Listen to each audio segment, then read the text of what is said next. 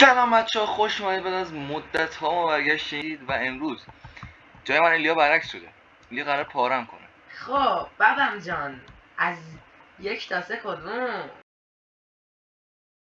3 hours later. این هلمته؟ نه شیلدته.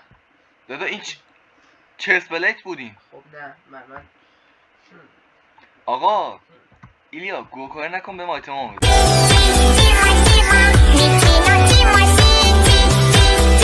بابا ریدم تو این زندگی، چه آیتماییه. عالی. این لدر خوبه.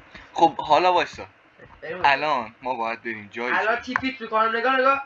A few moments later. وایسا چند تا؟ 1000 تا. گو نخور 1000 تا نبود. 1000 تا. ببینی